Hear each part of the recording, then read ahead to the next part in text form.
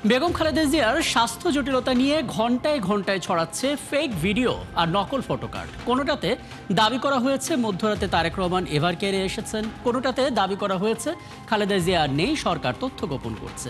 এবং এ সমস্ত মিথ্যা তথ্যগুলো আবার গণমাধ্যমের নকল ফটোকার্ডের মাধ্যমে ছড়িয়ে দেওয়া হচ্ছে। শুধু তাই না, জনপ্রিয় গণমাধ্যমের ডিজাইন নকল করে ব্যাঙের ছাতার মতন করে গড়ে উঠেছে ফেসবুক পেজ।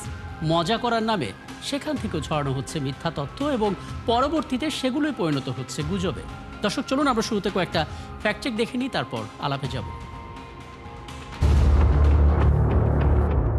একটি ফটোকার্ড অনেকের ফেসবুক ফিডে এসেছে।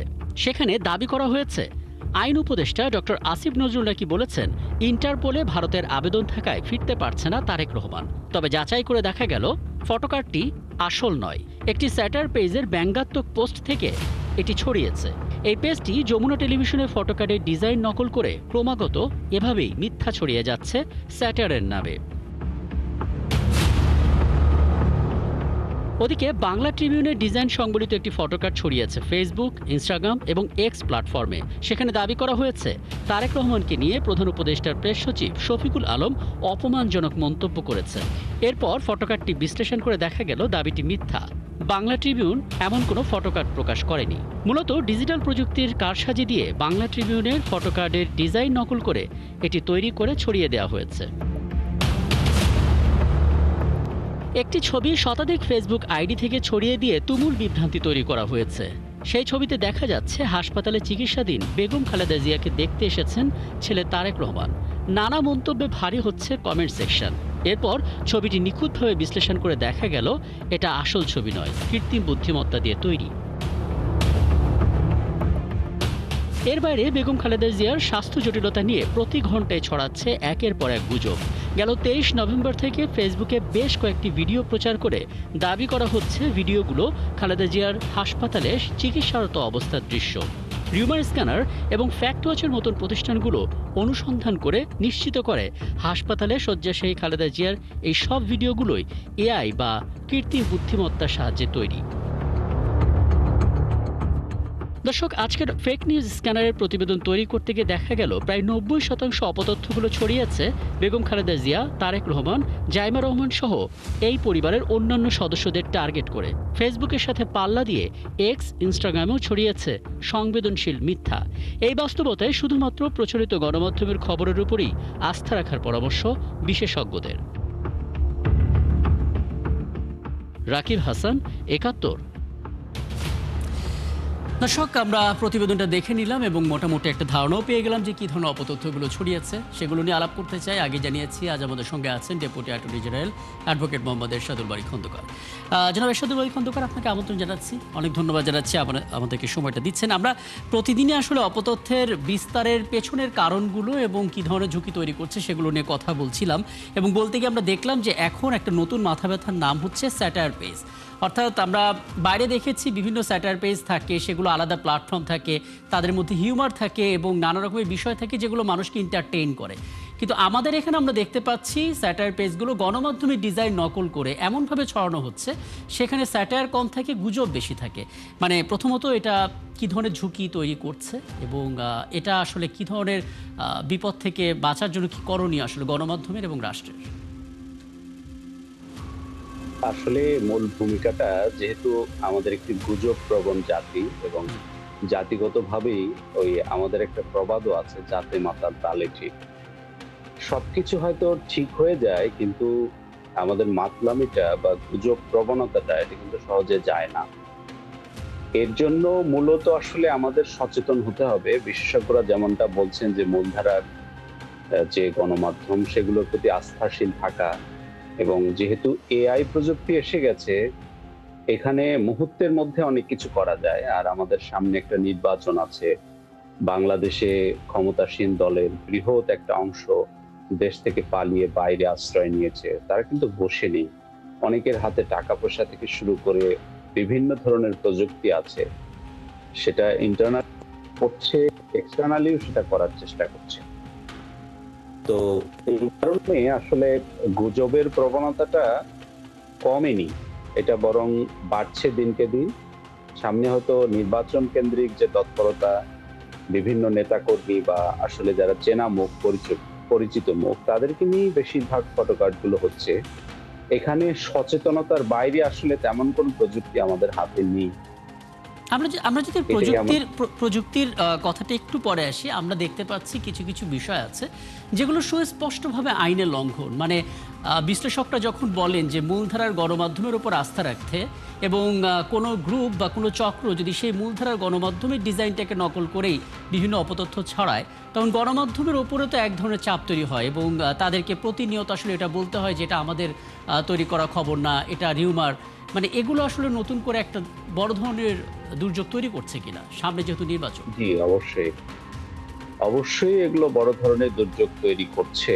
কারণ হচ্ছে মানুষ অনেক বেশি কনফিউজড হচ্ছে। একটা অক্ষর বা একটা শব্দের চেহারা অবিকৃত রেখে জাস্ট শুধু অল্প একটু নড়চড় করে পরিবর্তন করিয়ে দেওয়া হচ্ছে। মানুষ হুট করে বুঝবে না যে আসলে যেমন ধরুন 'প্রথম আলো' 'প্রথম আলু' হয়ে যাচ্ছে। জি, করতোয়া এটা শুধু অল্প একটু পরিবর্তন করে বড়তোয়া বা এরকম কিছু কালো বেলা না বলে হুম, কালবেলা না বলে অন্য কিছু বলছে অবেলা। জি। এই ধরনের সামান্য কিন্তু এদিক ওদিক করে ডিজাইনটা অবিকৃত রেখে এমনভাবে করা হয় যে খুব আপনি সচেতনভাবে যদি ভালো করে না তাকান, তাহলে কিন্তু সত্যিকারের ইয়েটা আপনি বুঝতে পারবেন না। কিছুদিন আগে দেখলাম যে তারেক রহমান এবং তার মাকে নিয়ে একটা ফটো কার্ড ছড়িয়ে পড়ছে। আসলে সেটা জানা গেল এটা এআই দিয়ে তৈরি। এই ধরনের অসংখ্য ফটো কার্ড মেয়েদেরকে নিয়ে নিপীড়নমূলকভাবে অনেক স্ট্যাটাস তৈরি করা হচ্ছে। আবার নেতাদেরকে বিশেষ করে ছাত্র নেতাদের বা পরিচিত যারা মুখ তাদেরকে নিয়েও এটা করা হচ্ছে। টার্গেট এটা করে করে যেটা আমরা যারা যে এগুলো হতে দেখছি। মানে আইনি পথে যদি আমরা হাঁটতে চাই, সেই পথটা আসলে কেমন একটু ধারণা দেবেন? আসলে এইটার যে বিষয়টা এটা আসলে আইন দিয়ে মোকাবেলা করা যাবে না। আইনে কিন্তু এ ধরনের আ আ এ ধরনের ফটো কার্ড ছাপানো, এ ধরনের কাউকে উদ্দেশ্যমূলক হেয় প্রতিপন্ন করা, কারো সম্মানহানি ঘটানোর উদ্দেশ্যে এটা করা, ক্ষতি সাধন করার চেষ্টা এগুলো কিন্তু আইনে অপরাধ।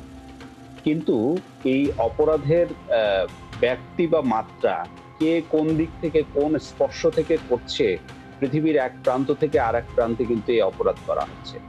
সেক্ষেত্রে আপনি শুধুমাত্র আইন বা বিচার আদালতের মাধ্যমে আইন শৃঙ্খলা রক্ষাকারী বাহিনীর মাধ্যমে এটার মোকাবেলা আসলে করতে পারবেন না। করা যাবে, মামলা যে হচ্ছে না তা কিন্তু না। মামলা হচ্ছে ডিজিটাল প্রযুক্তি আইনে, সাইবার সিকিউরিটি অ্যাক্টে। আমরা বিভিন্ন সময় মামলা হতে দেখেছি। কিন্তু মামলার রেজাল্ট গুলো আমরা দেখছি যে একটা আদালতে দীর্ঘসূত্রিতা কাজ করে। এখানে সোশ্যাল নেটওয়ার্কিং এর যে নজরদারির বিষয়ে যে উচ্চ প্রযুক্তি ব্যবহারের ব্যাপার, সেটা আমাদের দেশে টেকনোলজিক্যাল নো হাউ এর অনেক ঘাটতি আছে এবং বিশেষজ্ঞের অভাব আছে। আপনি একটা ফোন চুরি হলে ফোন পাওয়া নিয়েও তো আসলে জিডি করে ভালো তৎপরতা পাওয়া যায় না। এখানে আমাদের আসলে এক্সপার্টনেস, আমাদের যে টেকনিক্যাল নো হাউ এগুলোর অনেক ঘাটতি আছে। আমি বলব যে আইনি পথে এটার যতটুকু সমাধান করা যায় সেটা আমাদের পর্যাপ্ত নয়। এইটা আসলে সচেতনতা বাড়াতে হবে এবং রাষ্ট্রীয়ভাবে রাষ্ট্রের প্রেস ইনস্টিটিউট অফ বাংলাদেশ যেটা মিডিয়া নিয়ে যারা কাজ করেন, তদারকি সংস্থা তাদের আসলে এক্সপার্টিস বাড়াতে হবে। পাশাপাশি হচ্ছে আইনি সুরক্ষা দেওয়ার জন্য যে আ সাইবার সিকিউরিটি দেওয়ার জন্য যারা আইন শৃঙ্খলা রক্ষাকারী বাহিনী বা সংশ্লিষ্ট দপ্তর আছে তাদের সক্ষমতা অনেক বাড়াতে হবে। এবং বড়, বড় যেগুলো কোম্পানি যেগুলো সোশ্যাল মিডিয়া চালায় তাদের সাথে আমাদের টেকনোলজিক্যাল সম্পর্কটা বাড়াতে হবে। এখানে আমাদের অপ্রতুলতা আছে। জি। এর বাইরে আমরা প্রায়ই একটা তথ্য বলতে শুনি, সেটা হচ্ছে যে অপতথ্যের সংখ্যা যেহেতু বাড়ছে, যারা আসলে ফ্যাক্ট চেকগুলো করবেন তাদের প্রশিক্ষণ এবং তাদের সংখ্যাটা বাড়ানো একটা বড় চ্যালেঞ্জ। আমি সেগুলো নিয়েও একটু কথা বলব। ছোট্ট একটা বিরতির পর ফিরে আসে নিশ্চয়ই আপনি আছেন আমাদের সঙ্গে। দর্শক, ফেক নিউজ স্ক্যানারে একটা ছোট্ট বিরতি দিচ্ছি, আমাদের সঙ্গে থাকুন। সাথে থাকার জন্য ধন্যবাদ। ফেক নিউজ স্ক্যানারের দর্শক আপনারা আছেন, রাকিব হাসান আপনাদের সঙ্গে আছে এবং আমার সঙ্গে আমার অতিথি রয়েছেন মোহাম্মদ এরশাদুল বারী খন্দকার। এ পর্যায়ে একটা ধারণা আপনি আমাদেরকে দেবেন, যেহেতু এর আগে আপনি বলছিলেন যে প্রচারণার দিকে একটা জোর দেওয়া এবং একই সঙ্গে সচেতনতার জায়গা তৈরি করা। ধরলাম ব্যক্তি সচেতনতার জায়গাটা তৈরি করা, কিন্তু প্রচারের যে দায়িত্ব সেটা আসলে মূলত কাকে নিতে হবে, কোন জায়গা থেকে আসলে শুরুটা করতে হবে এবং কিভাবে সেটা ছড়িয়ে দেওয়া যেতে পারে? প্রচার দায়িত্ব মূলত যেগুলো মেইনস্ট্রিম মিডিয়া আছে তাদের যেমন আছে, আবার রাষ্ট্রীয়ভাবে রাষ্ট্র তো সবার, তাকে তো এই দায়িত্ব পালন করতে হবে। যে ধরনের ফেক নিউজ মানুষকে বিভ্রান্ত করছে, জনগণের দায়িত্বশীলতার জায়গা থেকে রাষ্ট্র তার অভিভাবকের ভূমিকাটা পালন করতে হবে। এইটা সরকারের এজেন্সিগুলো, আইন শৃঙ্খলা রক্ষাকারী বাহিনী, তাদের যেমন দায়িত্ব আছে, ঠিক তেমনি ভাবে মিডিয়াগুলোর দায়িত্ব আছে। সর্বোপরি জনগণের সচেতনতা দরকার। তারা কি আসলে বিভ্রান্ত হতেই থাকবে, না বিভ্রান্তির বিরুদ্ধে তাদের একটা জনসচেতনতাও তৈরি করবে? এই বিষয়গুলো খুব দরকারি। আসলে সামগ্রিকভাবে সবারই এগিয়ে আসা দরকার। বিচ্ছিন্নভাবে কোনোটা চিন্তা করলে হবে না, বা বিচ্ছিন্নভাবে কাজ করলেও এটা আসলে প্রতিরোধ করা সম্ভব নয়। আপনি হয়তো খেয়াল ধন্যবাদ। করেছেন যে এই ডিসেম্বর থেকেই যাত্রা শুরু করতে যাচ্ছে একটা নতুন নির্দেশনা অস্ট্রেলিয়ায়। সেটা হচ্ছে যে ১৬ বছরের নিচে আর কেউ ফেসবুক বা সোশ্যাল মিডিয়া খুলতে পারবে না, এবং ১৬ বছরের পরে গিয়ে তারা হয়তো আনুষ্ঠানিকভাবে সেটা খুলতে পারবে, তাও নির্ধারিত কিছু তথ্য দিয়ে, যেন বোঝা যায় যে কারা আসলে এই সোশ্যাল মিডিয়াগুলো পরিচালনা করছে। আমাদের দেশেও আসলে এই ধরনের একটা ব্যবস্থাপনা থাকা প্রয়োজন বলে আপনি মনে করেন কিনা? আর দ্বিতীয় বিষয় হচ্ছে, প্রান্তিক অঞ্চলের মানুষের হাতেও যদি স্মার্টফোন আছে, কাজে ঘরে ঘরে ফ্যাক্ট চেকার তৈরি করার প্রয়োজনটাও রয়েছে। সেই জ্ঞানটা আসলে ছড়িয়ে দেওয়ার প্রক্রিয়াটা কি হতে পারে? যেমন ধরুন, আমাদের দেশেও কিন্তু মোবাইল সিম ব্যবহারের ক্ষেত্রে বয়সের একটা সীমারেখা আছে। কিন্তু আমাদের সন্তানদের হাতে অভিভাবকরাই কিন্তু এসএসসি পাস করার পর, ৮ম শ্রেণীতে ভালো রেজাল্ট করার পরে আমি দেখেছি অনেক ফ্যামিলি তার ছেলেমেয়েদেরকে ট্যাব কিংবা একটা স্মার্টফোন কিনে দিচ্ছে। এগুলোর ক্ষেত্রে কিন্তু বাবা-মায়ের যে দায়িত্বশীলতা, ছেলেমেয়েদের বাবা-মা হিসেবে বা অভিভাবক হিসেবে, সেটা কিন্তু অনেকেই করতে ব্যর্থ হচ্ছেন। আরেকটা বিষয় হচ্ছে, ছোটদের সামনে আপনি যদি নিজেও একই ধরনের তৎপরতায় যুক্ত থাকেন, সারাক্ষণ স্মার্টফোন বা এই ধরনের ডিভাইসের প্রতি আসক্ত থাকেন, সেখানেও কিন্তু একটা আহ, ছোট বাচ্চাদের, ছেলেমেয়েদের উপরে প্রভাবটা পড়ে। ডেফিনেটলি ইউটিউব, ফেসবুক এবং অন্যান্য ক্ষেত্রে ছোটদের ব্যবহারের ক্ষেত্রে যে এখানে একটা চারিদিকে ছয়লাভ হয়ে গেছে বলা যায়, যে ছোটদের ভিতরেও এটা বড়দের এই জিনিসটা, একটা লাইভ করার নেশা, একটা দ্রুত ভাইরাল হওয়ার একটা বিষয়, এগুলো কাজ করে। কিন্তু এইটার বিরুদ্ধে আসলে সময় এসেছে, আপনি যেটা বললেন অস্ট্রেলিয়ার মতো করে। ইউটিউব বা ফেসবুকে একটা নির্দিষ্ট এজ লিমিট এখন দেয়া উচিত বলে আমি মনে করি, যা আসলে, কারণ এইটা আমাদের ফিউচারের, ভবিষ্যতের যে স্বপ্নদ্রষ্টা বা মানুষগুলো, আমাদের ছেলেমেয়ে, তাদের সুরক্ষার জন্যই হয়তো এরকম একটা ইউজার রেস্ট্রিকশন আমাদের ভবিষ্যতে দেওয়ার চিন্তা করতে হবে। সবশেষ ছোট করে একটু বলবেন, আমরা যদি ফ্যাক্ট চেকার তৈরি করতে চাই, সেটা আসলে স্বাধীনভাবে, পারিবারিকভাবে কিভাবে সেটা করা যেতে পারে সংক্ষেপে? ফ্যাক্ট চেকার আসলে এটা রাষ্ট্রীয় উদ্যোগেই করা উচিত। এখন যেটা বিচ্ছিন্নভাবে হচ্ছে, সেটা রাষ্ট্রীয়ভাবে করা উচিত, এবং ইন্ডিপেন্ডেন্ট অনেক বিষয়াদি আছে। যেমন আপনি দেখবেন সরকারি হাসপাতালে চিকিৎসা নেয়, আবার বেসরকারি হাসপাতালগুলোতে মানুষ চিকিৎসা নেয়। জি। সেক্ষেত্রে ফ্যাক্ট চেকিং, এইটা একটা প্রাতিষ্ঠানিকীকরণ করা যায়, যে একদিকে সরকারের যেমন কিছু উইন্ডোজ থাকবে, সেখান থেকে মানুষ সার্ভিস নিতে পারবে, ওপেন ফর অল। আবার বেসরকারিভাবেও যারা এই ধরনের ফ্যাক্ট চেকিং এর এক্সপার্টিস যাদের আছে, নো হাউ থাকবে, টেকনোলজিক্যাল নো হাউ, তাদেরকেও এনলিস্টেড করে কিছু প্রতিষ্ঠানকে ছড়িয়ে দেওয়া যেতে পারে, to prevent rumour, widespread use of the rumour. জি। আপনাকে অনেক ধন্যবাদ। এই স্বল্প সময়ের মধ্যে বেশ কিছু পরামর্শ আপনার কাছ থেকে আমরা পেয়ে গেলাম, এবং আমরা আসলে এটাই করি, বিভিন্ন আলোচনার মাধ্যমে যে সমস্ত আইডিয়াগুলো পাওয়া যায় সেগুলো বারবার প্রচার করতে থাকি, কারণ অপতথ্যের বিপরীতে আসলে সঠিক তথ্য প্রচারটাই একটা বড় অস্ত্র।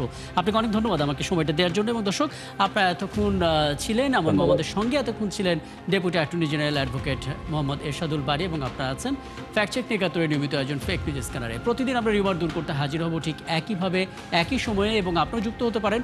কোনো খবর যদি আপনাকে সংশয়ে ফেলে, সেটা স্ক্রিনশট আমাদেরকে মেইল করতে পারেন। মেল আইডি দেখতে পাচ্ছেন, fns.ekatotv@gmail.com এই ঠিকানায়, অথবা ফেসবুকে যুক্ত হতে পারেন facebook/fake news scanner এই ঠিকানায়। আমরা সেই তথ্যের ফ্যাক্ট চেক করে আপনাদের জানাবো।